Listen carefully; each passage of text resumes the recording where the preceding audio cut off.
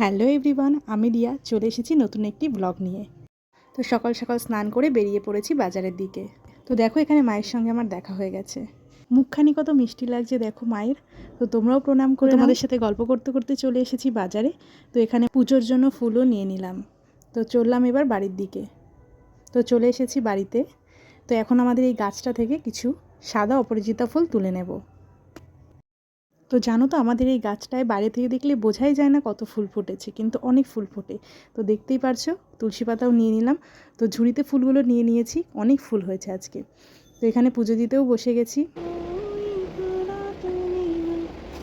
তো আমার পুজো দেওয়া কমপ্লিট হয়ে গেছে। এসে দেখি মা রুটি করছে, আর ভাই ওদের ক্লাবে কালী পুজোর জন্য ফল বাজার করে নিয়ে এসেছে। তো দেখো ব্যাগ ভর্তি ফল নিয়ে এসেছে।